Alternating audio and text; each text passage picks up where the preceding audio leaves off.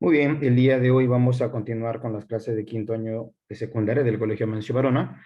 Tiene que ver básicamente con lo que es ventrículos cerebrales. No vamos a hablar del sistema ventricular a nivel del cerebro, ¿ya?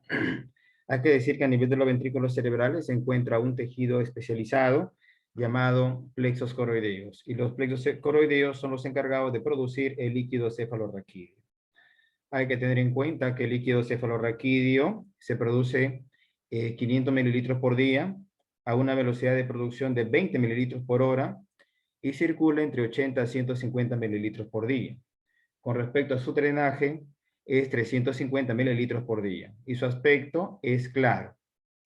Cuando se taponan algunos conductos que comunican obviamente los ventrículos y no dejan pasar el líquido cefalorraquídeo, ese líquido cefalorraquídeo se viene acumulando y hace que se dilate los ventrículos, porque no pasa, ¿no? Y a ese cuadro lo vamos a llamar la hidrocefalia. Por eso que su patología menciona aquí la hidrocefalia, donde la persona se ve como con aspecto de una cabeza grande, ¿no?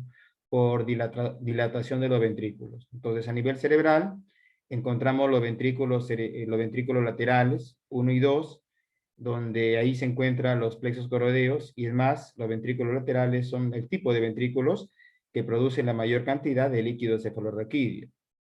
Luego hay una comunicación llamada agujero de Monro, y luego le sigue el tercer ventrículo. Luego el tercer ventrículo, bueno, le sigue el acueducto de Silvio, que también se le llama acueducto mesencefálico, para llegar al cuarto ventrículo.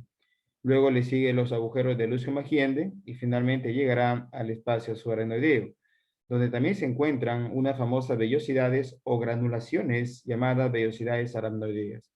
Y es aquí donde se reabsorbe el líquido cefalorraquídeo para nuevamente ser devuelto al cuerpo, pues, ¿no? Entonces las vellosidades aracnoideas reabsorben el líquido cefalorraquídeo.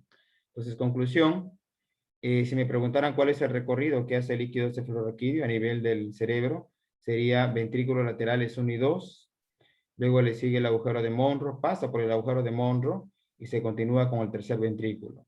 Luego sería el acueducto de Silvio para llegar al cuarto ventrículo.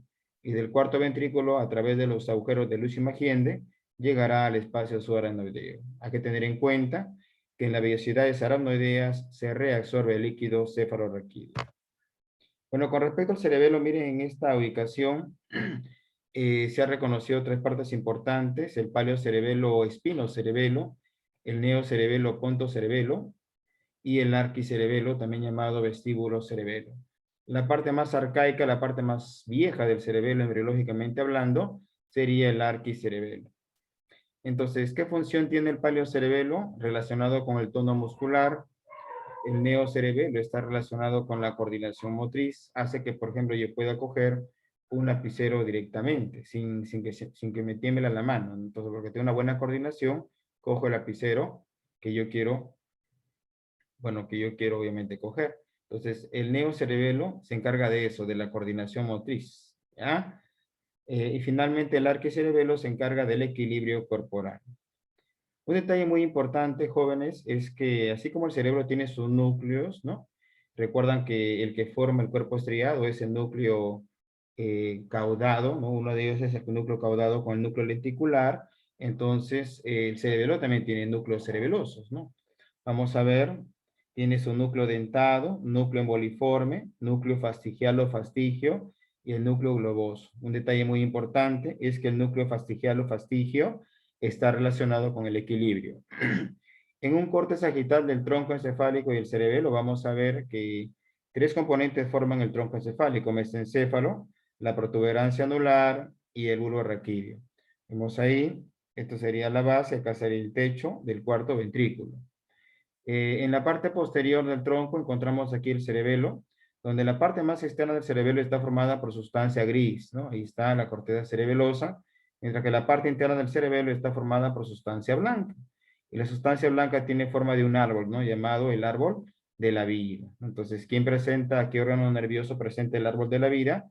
Sería el cerebelo. En esta imagen vamos a ver ya algo más concreto, ¿no? Bueno, ubicamos acá el cerebro, acá el cerebelo que está detrás del tronco encefálico tallo cerebral. Habíamos dicho que la sustancia gris del cerebelo era periférica y estaba formada por somas neuronales, axones amielínicos y neuroglias. En cambio, la sustancia blanca, que está formada por fibras neuronales, axones mielínicos y neuroglias, tiene forma de un árbol llamado el árbol de la vida. ¿De acuerdo? Por eso que el cerebelo presenta el árbol de la vida. El tronco encefálico, como ves ahí, tiene tres componentes: el mesencéfalo, donde en la parte posterior vamos a encontrar los tubérculos cuadrigéminos o colículos. Los superiores están relacionados con la visión, los inferiores relacionados con la audición. A partir del mesencéfalo, lo habíamos comentado, nace el tercer y cuarto par craneal. Aquí además se encuentran los pedúnculos cerebrales. Luego tenemos la protuberancia anular o puente de Barolio, donde se encuentra el centro neumotápsico, que permite que tú realices una inspiración corta y una expiración larga. Y también se encuentra el área néustica, que tiene que ver que realices una inspiración larga y una expiración corta.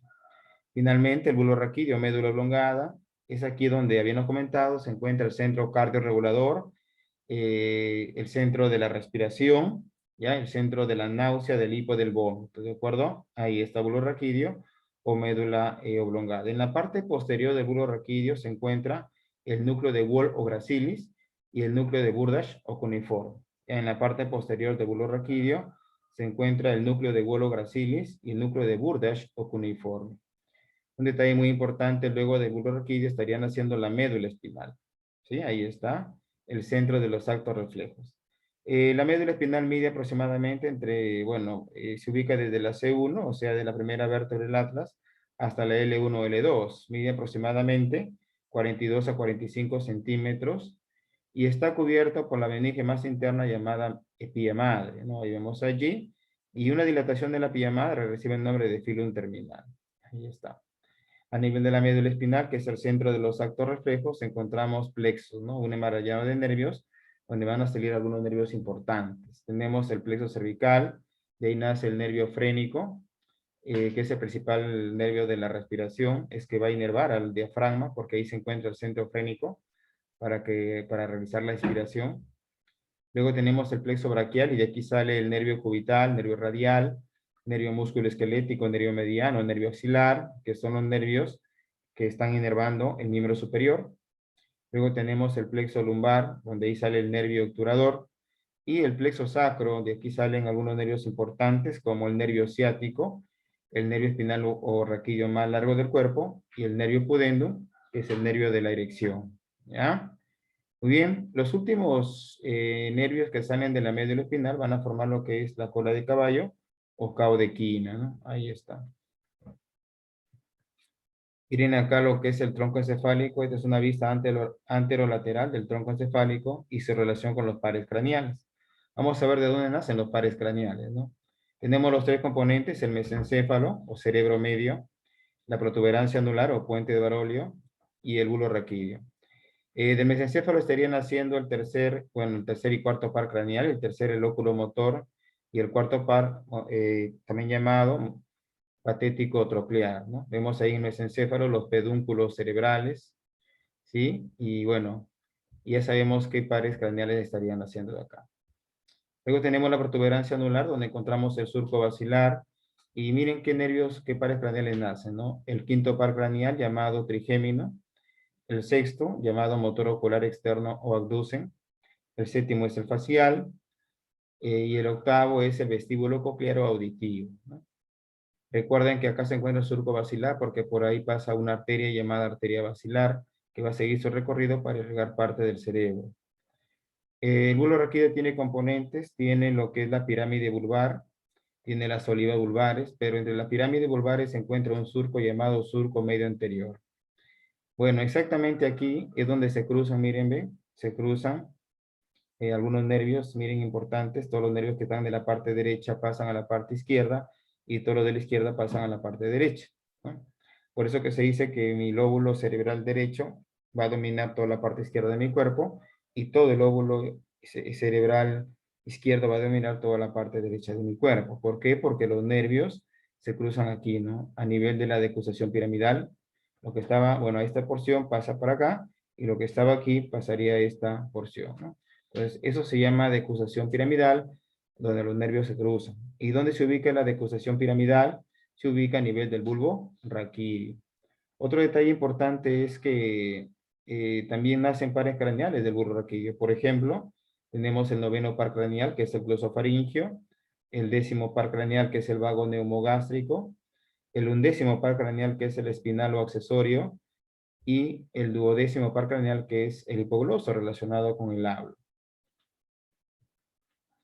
A nivel de la médula espinal se da lo que es el arco reflejo. Hay que tener en cuenta que la función de la médula espinal es el acto reflejo. ¿De acuerdo? Perdón, se da el acto reflejo en un arco reflejo. En primer lugar, ¿qué es un acto reflejo? Un acto reflejo es una respuesta a un estímulo en cualquier parte del cuerpo, pero de forma involuntaria. ¿Ya? Un acto reflejo es una respuesta a un estímulo en cualquier parte de mi cuerpo, pero de forma involuntaria.